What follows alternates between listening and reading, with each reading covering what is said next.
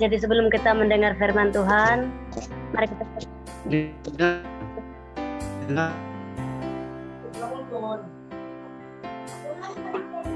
kita sama-sama tunduk kepala dan berdoa. Mari kita berdoa. Terima kasih Tuhan, terima kasih Roh Kudus atas penyertaan-Mu dan penjagaanmu sepanjang hari ini. Dan pada saat ini Tuhan, kami dapat bersekutu melalui aplikasi ini. Tuhan Yesus Kristus, pada saat ini kami akan belajar akan kebenaran firman-Mu. Biarlah Engkau terus membuka hati dan pikiran kami, supaya apa yang kami akan pelajari pada petang hari ini kami dapat aplikasikan dalam kehidupan kami. Dalam nama Tuhan kami Yesus Kristus, kami sudah berdoa dan bersyukur. Amin.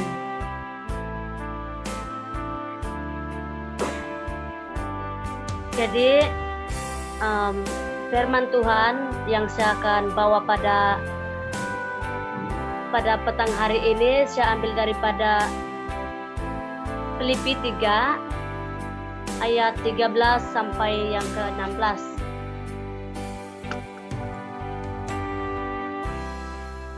Dalam Filipi 3 ayat 13 sampai 16. Jadi saya bacakan dalam terjemahan bahasa Melayu. Ayat yang ke-13. Saudara-saudaraku, sebenarnya aku tidak menganggap bahwa aku sudah berjaya memenangi hadiah itu. Tetapi satu perkara aku lakukan, aku melupakan apa yang di belakang dan berusaha dengan gigih untuk mencapai apa yang di hadapan. Itulah sebabnya aku berlari terus ke arah tujuanku untuk memenangi hadiah itu. Hadiah itu hidup sejati dan kekal yang merupakan panggilan Allah kepadaku melalui Kristus Yesus. Kita semua yang sudah matang dalam kehidupan sebagai orang yang percaya kepada Kristus harus bersikap demikian. Tetapi jika ada antara kamu yang berpendapat lain, Allah akan menjelaskan hal itu kepada kamu. Ayat yang terakhir, bagaimanapun kita perlu memperhatikan hal ini. Kita harus tetap hidup menurut peraturan yang telah kita taati sehingga sekarang. Jadi demikianlah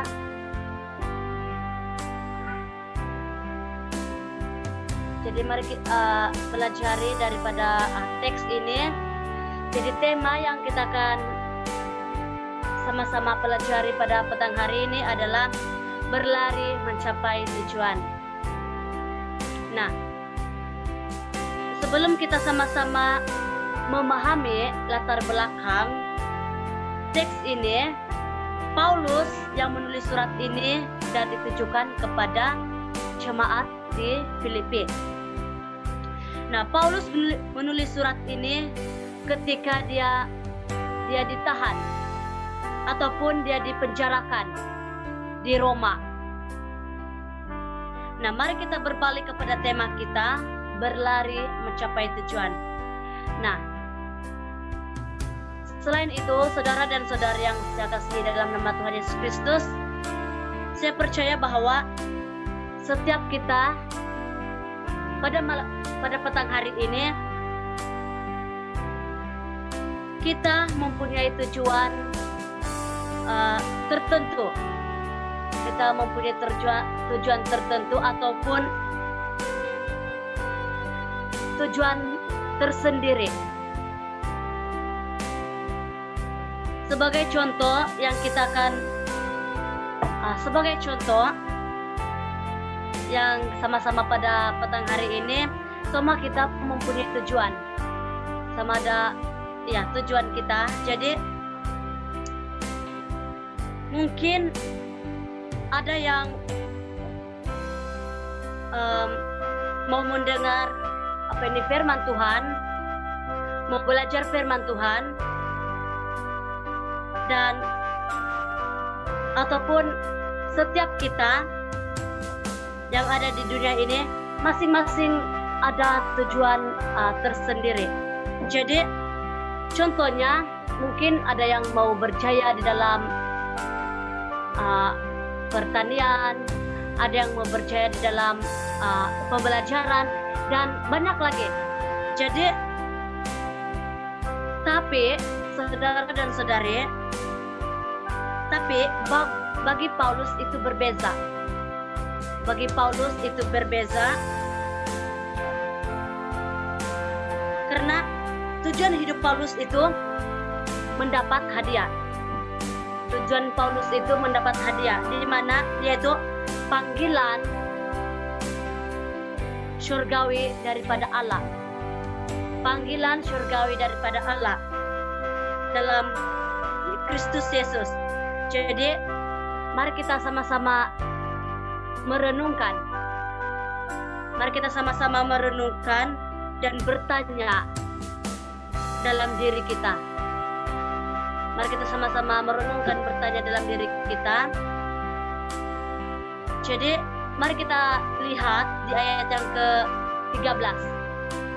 Kita lihat di ayat yang ke-13, di mana meninggalkan ataupun melupakan apa yang di belakang. Jadi kalau kita perhatikan di ayat yang ke-13 ini, meninggalkan dan melupakan apa yang di belakang. Jadi ini adalah langkah. Ini adalah langkah pertama Paulus lakukan untuk mencapai tujuannya, yaitu melupakan apa yang di belakang. Jadi kalau kita melihat di dalam ayat yang pertama sehingga yang ke-12 ini merupakan kesaksian kesaksian kehidupan Paulus sebelum dia menjadi hamba Tuhan, di mana Paulus adalah ahli Taurat yang menganiaya Yesus Kristus.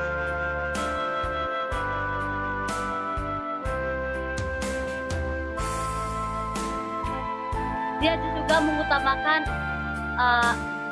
keuntungan sendiri. Dan Paulus terkenal karena seorang pelajar daripada Gamaliel, daripada gurunya yaitu Gamaliel. Tapi saudara dan saudara yang dikasihi dalam nama Tuhan Yesus Kristus, semua itu Paulus melupakan dan meninggalkan semuanya. Jadi mari kita masuk di ayat yang ke-14. Jadi ayat yang ke-14 ini merupakan berlari mencapai tujuan. Jadi maksud berlari bukan seperti yang selalu kita buat, yaitu kita berlari. Tetapi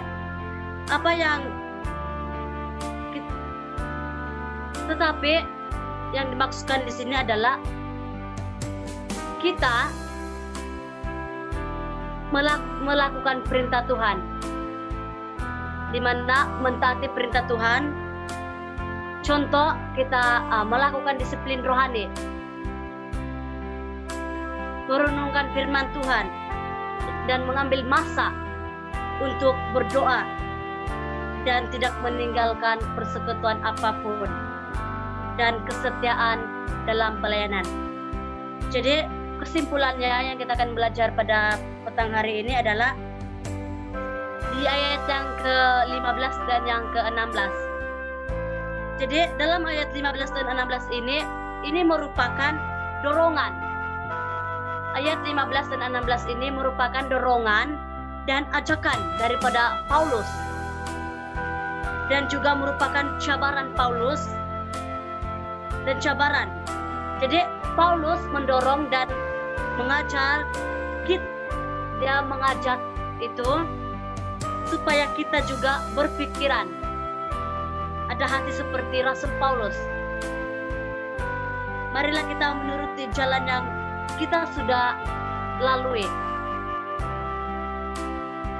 Walau kini banyak masalah yang mengoncang iman kita dan tujuan kita.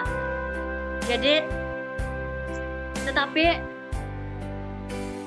saya ingin mengajak kita terus kuat menghadapinya untuk mencapai tujuan kita, yaitu memperoleh panggilan daripada Allah.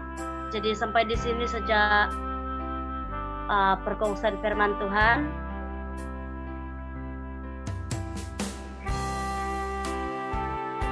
Jadi mari kita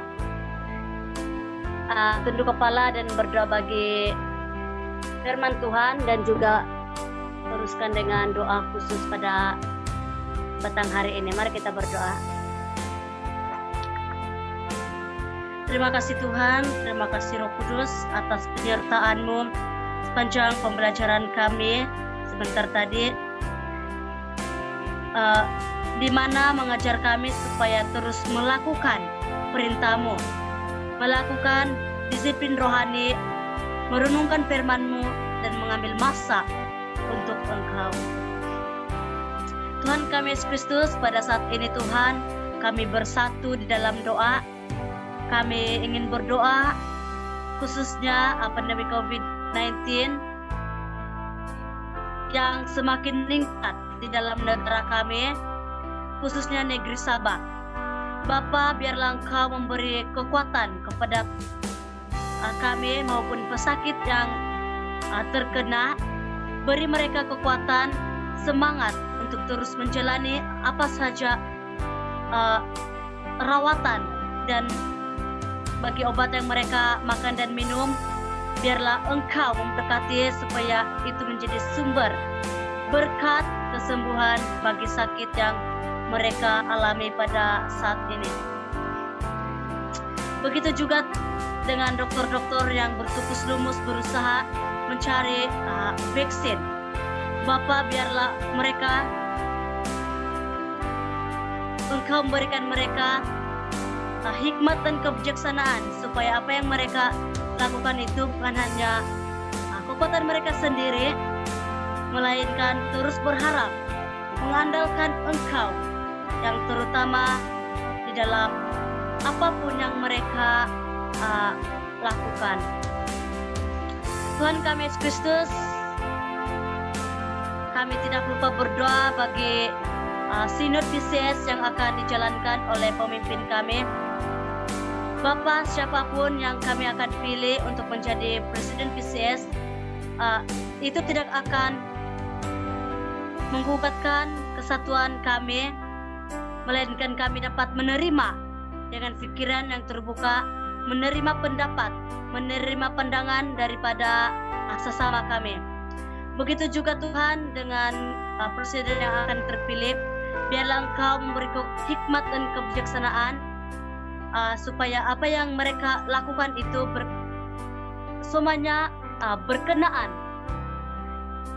kepada Engkau, dan mereka terus mengandalkan Engkau di dalam kehidupan mereka. Tuhan Yesus, kami ingin berdoa bagi iman kepercayaan kami sebagai orang yang percaya kepada Engkau.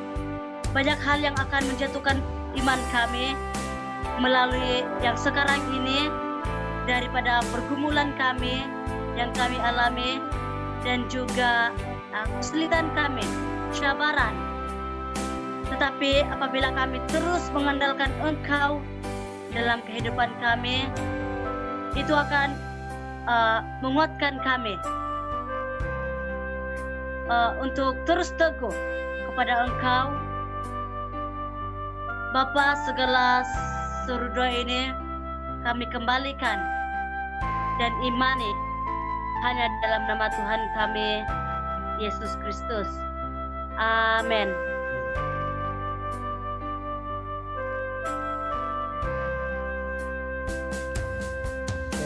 Terima kasih. Boleh dengar sekarang? Boleh dengar? Boleh. Oke. Terima kasih Yong sebab sudah berfungsi firman Tuhan kepada kita semua, seterusnya sudah memimpin kita di dalam persekutuan doa. Terima kasih juga untuk Sioli sebab walaupun tidak begitu bagus lain, tetapi tetap bersama-sama dengan kita. sangat pahamilah keadaan kita sekarang di mana-mana pun tidak bagus lain ini. Mungkinkah sekarang ini sedang di dalam usaha untuk upgrade 5G kah? Itu tidak pasti. Oke. Jadi sekali lagi terima kasih lah untuk kesempatan ini. Jadi saya pikir persekutuan kita akan kita akhiri untuk malam ini, dan saya akan pimpin kita di dalam doa penutup. Mari kita berdoa.